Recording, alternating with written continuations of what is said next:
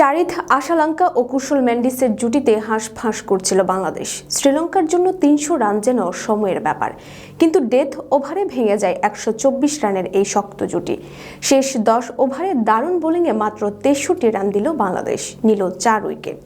৯৯ রানের হারে ম্যাচ হতাশায় শেষ হওয়ার পর মেহেদী হাসান মিরাজ শুরুতেই বললেন, ডেথ ওভারে বাংলাদেশের বোলারদের সাফল্যের কথা। শেষ ১০ ওভারে আমরা সত্যিই ভালো বল করেছি।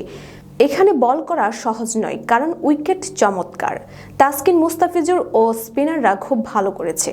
বাংলাদেশের সামনে ২৮৬ রানের লক্ষ্য ছিল। পাল্লা কেলেতে এই রান তাড়া করে জেতা সম্ভব, এই বিশ্বাস নিয়ে বাংলাদেশ ব্যাটিংয়ে নামে। ইনিংস বিরতিতে কিছু পরিকল্পনাও ছিল তাদের, কিন্তু সব ভেস্তে গেল। ১৮৬ রানে গুটিয়ে যায় বাংলাদেশ, তাও ৪০তম ওভারে। মিরাজ বললেন, উইকেট ভালো ছিল, ইতিবাচক খেলার ব্যাপারে আমরা আলোচনা করেছিলাম, যেন সুযোগ পেলে আমরা লম্বা সময় ব্যাট করতে পারি, তারপর শেষ ১০ ওভারে আমরা মেরে খেলতে যেন পারি। কিন্তু আমরা কিছু ভুল করলাম, মাঝে আমরা জুটি গড়তে পারিনি এবং ওপেনারদের কাছ থেকেও নয়, আমাদের এটাই সমস্যা ছিল। মিরাজ প্রথমবার অধিনায়কত্ব করে দ্বিতীয় ম্যাচে কলম্বোতে ঐতিহাসিক জয় পেয়েছেন।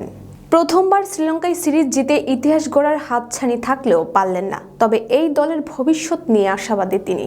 আমাদের দল তরুণ, তাদের সময় দরকার, সুযোগ দিলে হয়তো একদিন ভালো কিছু হবে।